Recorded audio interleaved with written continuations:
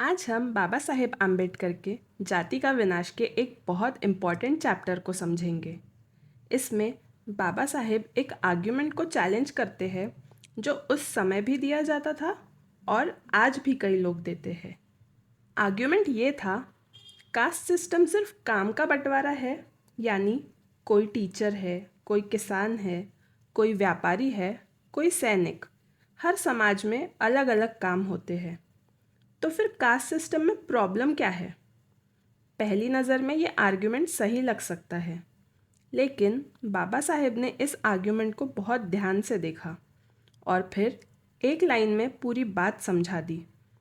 उन्होंने कहा, caste is not a division of labour, it is a division of labourers.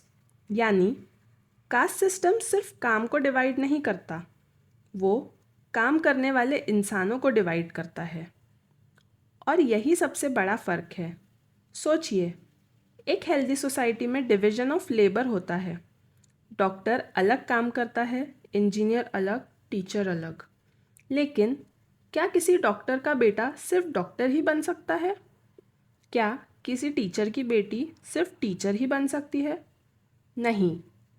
Modern society में profession choice से तय होती है, टैलेंट से तय होती है, इंटरेस्ट से तय होती है।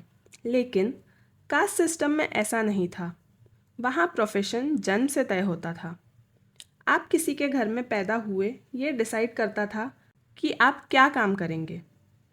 बाबा साहेब कहते हैं कि यही असली प्रॉब्लम है, क्योंकि जब जन्म फ्यूचर डिसाइड करने लगे तो फ्रीडम ख़त्म हो जाती है, और जहाँ फ्रीडम नहीं होती वहाँ इंसान अपनी पूरी पोटेंशियल तक नहीं पहुँच पाता। बाबा साहेब एक और इम्पॉर्टेंट बात बताते हैं। वो कहते हैं कि कास्ट सिस्टम टैलेंट को बर्बाद करता है। मान लीजिए, एक बच्चा बहुत इंटेलिजेंट है, उसमें साइंटिस्ट बनने की एबिलिटी है, लेकिन उसकी कास्ट उसे एजुकेशन और अपॉर्चुनिटीज से दूर रखती है। तो नुकसान सिर्फ उस बच्चे का नहीं हुआ, नुकसान पूरे समाज का हुआ, क्योंकि सोसाइटी ने अपना ही टैलेंट वेस्ट कर दिया। बाबा साहेब कहते हैं, जब प्रोफेशन एप्टीट्यूड के बजाय बर्थ से डिसाइड हो तो एफिशिएंसी भी ख़त्म हो जाती है। ये सिर्फ मॉरल इशू नहीं है, ये इकोनॉमिक भी है। और एक सवाल, अगर कास्ट सिस्टम सच में सिर्फ काम का डिवीजन था, तो फिर कुछ कामों को उच्च और कुछ कामों को नीच क्यों माना गया? अगर हर काम ज़रूरी था, हर काम करने वाले को बराबर सम्मान क्यों नहीं मिला? बाबा साहेब इसी कॉन्ट्राडिक्शन को एक्सपोज करते हैं।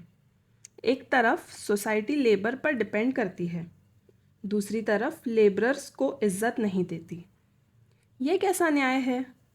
बाबा साहेब कहते हैं कि कास्ट लेबर को रिस्पेक्ट नहीं करती, वो स्टेटस को रिस्पेक्ट करती है। और यही वजह है कि कुछ ऑक्यूपेशंस को प्योर और कुछ को इम्प्योर बना दिया गया। बाबा साहेब के लिए ये इरैशनल था, क्योंकि किसी भी काम की वैल्यू उसके कंट्रीब्यूशन से होनी चाहिए, ना कि उसे करने वाले के जन्म से। बाबा साहेब कास्ट के साइकोलॉजिकल इम्पैक्ट्स को भी समझाते हैं। वो कहते हैं, अगर किसी बच्चे को बचपन से ये बताया जाए कि तुम्हारा काम नीचा है, तो धीरे धीरे उसकी सेल्फ रिस्पेक्ट टूटने लगती है। और दूसरी तरफ जो खुद को सुपीरियर समझता है, उसके अंदर एरोगेंस पैदा हो जाता है। एक तरफ ह्यूमिलिएशन और दूसरी तरफ सुपीरियरिटी, दोनों ही डेमोक्रेसी के दुश्मन हैं। बाबा साहेब कहते हैं कि कास्ट सिर्फ लोअर कास्ट को नुकसान नहीं पहुंचाती, वो पूरे समाज को नुकसान पहुंचाती है, क्योंकि हायरार्की सबकी मोरालिटी को ख़राब करती है। एक हेल्दी सोसाइटी डायनामिक होती है, लोग नए आइडियाज़ सीखते हैं, नए प्रोफेशन चूज़ करते हैं, नई अपॉर्चुनिटीज़ क्रिएट करते हैं। लेकिन कास्ट सिस्टम इंसानों को एक फिक्स्ड बॉक्स में बांध देता है, और जब मूवमेंट रुक जाए तो प्रोग्रेस भी रुक जाती है। बाबा साहेब कहते हैं कि कास्ट सिस्टम फ्रेटर्निटी को भी डिस्ट्रॉय करता है। फ्रेटर्निटी यानी भाईचारा, एक दूसरे को इक्वल ह्यूमन बीइंग के रूप में देखना। लेकिन कास्ट सिस्टम में लोग पहले कास्ट देखते हैं, इंसान बाद में। इसी वजह से सोसाइटी एक नहीं हो पाती, और जब सोसाइटी एक नहीं हो तो रिफॉर्म भी मुश्किल हो जाता है। बाबा साहेब के लिए कास्ट ख़त्म करना सिर्फ सोशल रिफॉर्म नहीं था, ये ह्यूमन डिग्निटी की लड़ाई थी, ये फ्रीडम की लड़ाई थी, ये इक्वालिटी की लड़ाई थी। और इसीलिए उन्होंने कास्ट को चैलेंज किया, नफ़रत की वजह से नहीं, बदले की वजह से नहीं, बल्कि बेहतर समाज बनाने के लिए। आखिर में बाबा साहेब हमें एक बहुत सिंपल लेकिन पावरफुल बात समझाते हैं।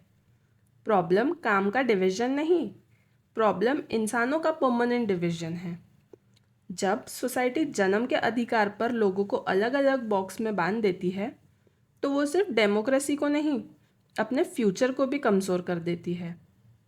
और शायद इसीलिए बाबा साहेब का ये आर्ग्यूमेंट आज भी इतना पावरफुल लगता है, क्योंकि ये सिर्फ कास्ट के बारे में नहीं है, ये ह्यूमन फ्रीडम के बारे में है, ह्यूमन डिग्निटी के बारे में है, और एक ऐसे समाज के बारे में है जहाँ इंसान की पहचान उसके जन्म से नहीं, उसकी एबिलिटी और ह्यूमैनिटी से हो।